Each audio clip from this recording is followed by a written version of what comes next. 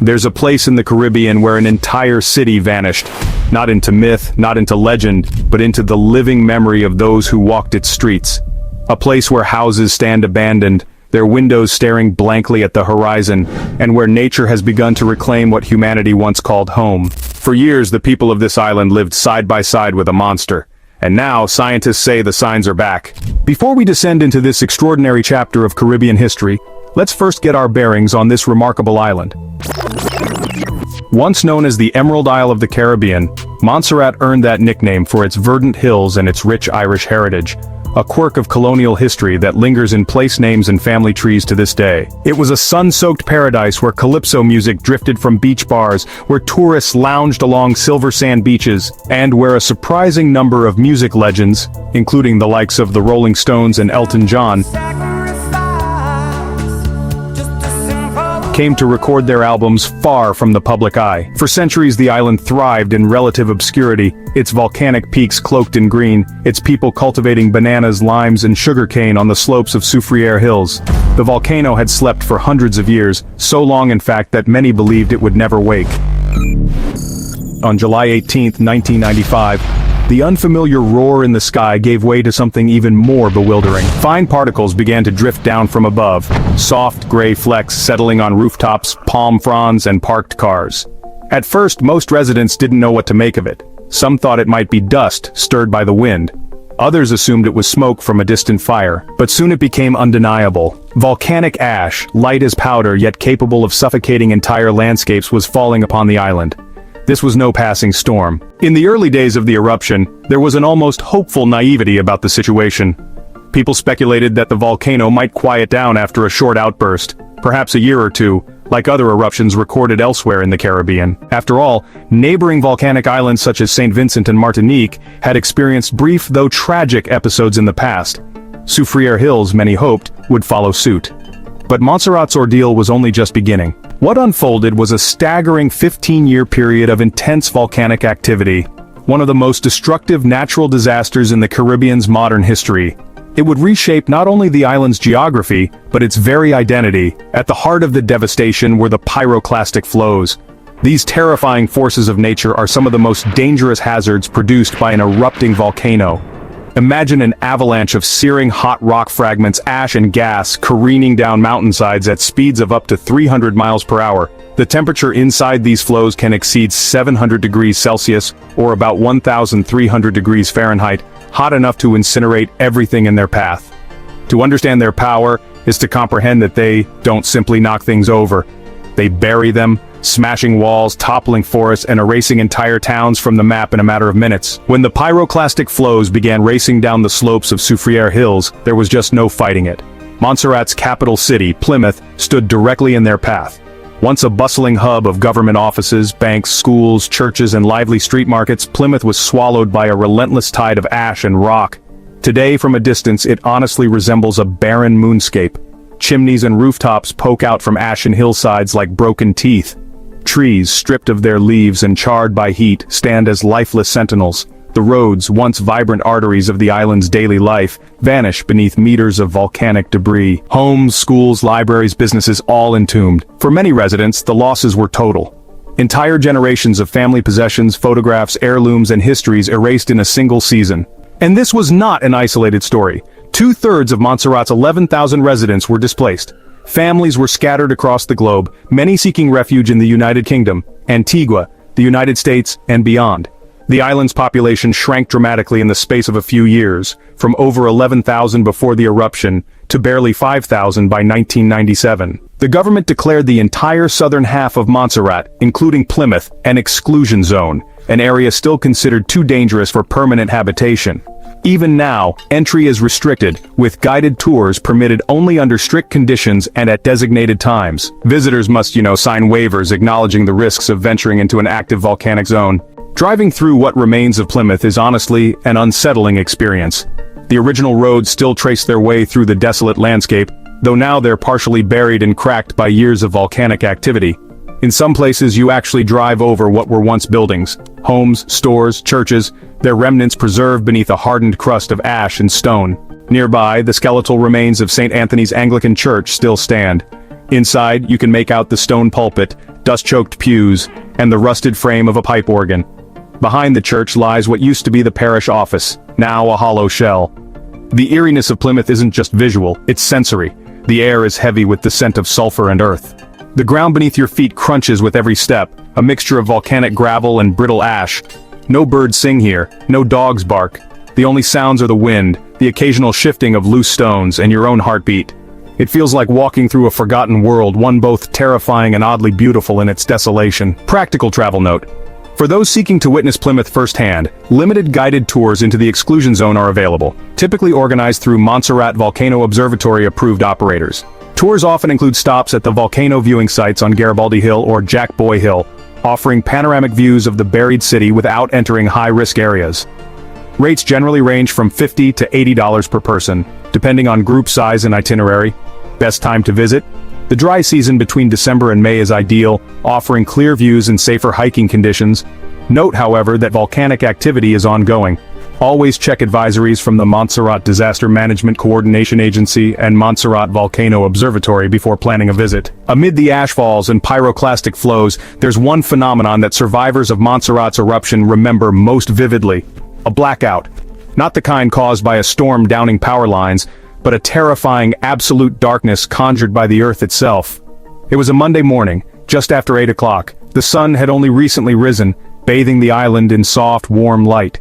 People were heading to work, children to school, the scent of frying plantains and baking bread still lingering in the streets. And then, without warning, day turned into night. A thick, roiling column of volcanic ash shot into the sky, so dense it swallowed the sun whole. In a matter of minutes, the sky darkened to an impenetrable black. In some places it became so utterly dark you couldn't see your own hand in front of your face. Light seemed to have been erased from the world. The familiar Caribbean warmth turned cool beneath the ash cloud's shadow, and a suffocating silence settled over the land. Stretching from Grenada in the south to Saba in the north, the islands of the eastern Caribbean sit atop a tectonic boundary where the Atlantic plate slowly subducts beneath the Caribbean plate. As the Atlantic crust sinks deep into the Earth's mantle, it melts, forming magma that rises through the overlying crust to the surface. It's a slow, relentless process that takes place over millions of years, and it's this very geological ballet that built the Caribbean's spectacular island chain, one volcano at a time. Some of these volcanoes are now long extinct. For example, the volcano that created Antigua has been silent for countless millennia, its slopes now overgrown with tropical forest and its crater eroded into gentle valleys. Others, like Soufrière Hills on Montserrat, remain very much alive, their outward tranquility belying the forces stirring deep below. In total, there are 19 active volcanoes in the Lesser Antilles. Names like La Soufrière on Saint Vincent, which last erupted explosively in April 2021, and Mount Pelée on Martinique, which famously obliterated the city of Saint-Pierre in 1902, serve as, sobering reminders that these islands are the product of fire and fury. So the big question is, will this happen again? The short, unvarnished answer is yes. The only uncertainty is when and where. To try to understand and anticipate these forces, Montserrat established the Montserrat Volcano Observatory in 1995 as soon as the first eruption made it clear the island's future depended on vigilance. Nestled on a ridge overlooking the exclusion zone, the observatory is now the nerve center for volcanic monitoring on the island. Its work is not only vital for Montserrat's safety, but also provides critical data for the global volcanology community. Inside the MVO, scientists have spent nearly 30 years monitoring Soufrière Hills like a patient in a hospital, and in many ways, that's exactly how they describe it. Seismologists listen for tremors, micro-earthquakes that hint at magma moving underground. Gas specialists measure sulfur dioxide and carbon dioxide emissions, which can surge before an eruption. Geodesists track minute changes in the shape of the Earth's surface, measuring whether the ground is swelling or sinking. And, thermal cameras scan for hot spots on the volcano's flanks. It's a high-stakes, round-the-clock operation. The work here is relentless. Every plume, tremor, or gas spike is logged and analyzed. Decisions about public safety, whether to lift exclusion zones, evacuate areas, or reopen roads, often hinge on the observatory's daily reports. And although Soufrière Hills has been quieter in recent years, it remains officially classified as an active volcano, with occasional eruptions and gas emissions reminding everyone of its presence. When you're dealing with a volcano like Soufrière Hills, it's not always what you see on the surface that tells the real story. It's what's happening deep underground. And for the scientists who dedicate their lives to understanding these sleeping giants, It's a bit like being a doctor for a patient who doesn't speak, move, or show emotion. For some, like Dr. Thomas Christopher, the real clues lie within the volcano's magma chamber, the underground reservoir of molten rock that powers every eruption. But the trick is, you can't just dig down to have a look. Instead, you have to turn your eyes skyward. Surprisingly, one of the most reliable ways to understand what's happening deep inside a volcano is to study the gases it releases into the atmosphere. These gases, formed as magma heats and rises, can escape to the surface long before the magma itself makes an appearance. And by analyzing them, scientists can deduce what's going on in the volcanic system. But sulfur dioxide isn't the only clue. Beneath the forested hills and valleys of Montserrat, the Earth itself moves, almost imperceptibly, but constantly. And there are those whose job it is to track this motion, looking for signs that an eruption may be building. So here on this tiny island forged by fire, a small dedicated team continues to watch the signs, reading the language of gas, earth, and air. And even as Montserrat's sun-soaked beaches and dense rainforests reclaim the land around the volcano, the mountain itself remains restless. The story is not over, it's still being written. When it comes to monitoring a volcano like Soufrière Hills, no single measurement ever tells the whole story.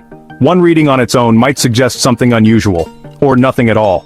But when you start layering those clues together, the release of volcanic gases, tiny movements of the land, rising temperatures and distant rumbles underground, a bigger, more ominous picture begins to emerge. It's a bit like piecing together a giant invisible jigsaw puzzle. And even then, some of the pieces are missing. Scientists here on Montserrat will be the first to tell you, despite decades of research, there are still vast uncertainties when it comes to predicting volcanic behavior. After all, you're trying to understand the shifting moods of a magmatic system several kilometers beneath the Earth's surface while standing above it, using delicate instruments and educated guesswork. Globally, even at the world's most intensely monitored volcanoes, like Mount Vesuvius in Italy or Kilauea in Hawaii, predictions about eruptions are often phrased in probabilities rather than certainties. The interior of a volcano remains one of the least accessible and most unpredictable environments on Earth. Seismologists listen to the heartbeat of the volcano, recording tiny earthquakes that ripple through the Earth as magma forces its way upward, cracking and deforming solid rock along the way. There's a recognizable sequence to these seismic events in the build-up to an eruption. It usually begins with what are known as volcano-tectonic earthquakes, or VT quakes. These occur when the rock surrounding a magma chamber fractures under intense pressure. Each crack releases energy that travels through the ground as a sharp jolt, like a warning knock from below. Then, as the magma continues to rise, the character of the earthquakes changes. They transition into low-frequency quakes, which occur in swarms, several events clustered closely in time. These are softer, more fluid in their vibration, indicating that the magma has reached a level where it's moving more freely through cracks and conduits. When these tremors start stacking up, seismologists know one thing for certain: the magma is on its way, and there's little that can stop it. The pattern of seismic events observed at Soufrière Hills during its major eruptions was strikingly similar to sequences recorded at other Caribbean volcanoes, like La Soufrière on St. Vincent. In fact, when St. Vincent's volcano erupted in April 2021, scientists used lessons learned from Montserrat's history to guide evacuation decisions that saved thousands of lives. Yet there's one final critical piece to this volcanic puzzle: heat. When magma begins to ascend toward the surface, it brings immense thermal energy with it. To detect this invisible threat, volcanologists employ FLIR cameras, that's forward-looking infrared radiometry, capable of capturing images based on temperature rather than visible light. To the naked eye, a volcanic slope might look calm and gray, but through a FLIR lens, it becomes a living, breathing landscape of reds, oranges, and yellows. And on Soufrière Hills, even 15 years after its last significant eruption, fumaroles continue to release gases at those intense temperatures, a sobering reminder of the heat that still churns below. The presence of such high-temperature fumaroles long after an eruption is a clear sign of a still-active magmatic system.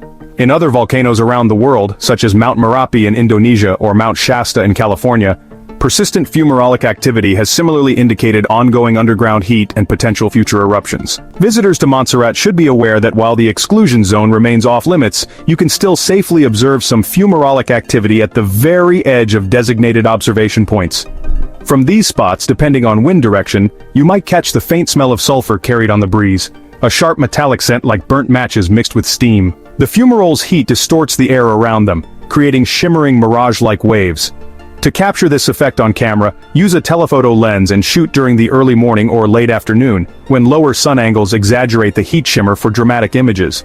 So here, in the shadows of these ancient fire-forged mountains, scientists continue to listen, measure, and watch. It's a delicate balance of data, instinct, and experience, a constant vigil that may one day offer enough warning to save lives. But as any volcanologist will quietly admit, the Earth always keeps some of its secrets for itself. Even when the crater seems calm, even when years pass between eruptions, the Soufrière Hills volcano remains a restless presence beneath Montserrat's green hills. The question isn't whether it might erupt again, but when, and how fiercely. Right now, the biggest mystery is how long this uneasy period of dormancy will last. The scientists here work with what data they have, piecing together a picture from shifting ground, rising gases, and subtle tremors. But no matter how advanced the technology, some things remain hidden deep within the Earth. The only certainty is that they must keep watching and stay prepared. Though Plymouth stands as a silent, ash-covered reminder of the past, Montserrat itself is far from frozen in time. In the aftermath of disaster, the people moved north and began again, building new homes, new neighborhoods, and a new capital in waiting. Rebuilding wasn't just about starting over, it meant adapting, learning how to live in the shadow of a volcano. And you know, remarkably, even the volcanic debris that once smothered the island has become part of its future. What once destroyed has now become a resource helping to rebuild both here and abroad. Thanks for traveling with us.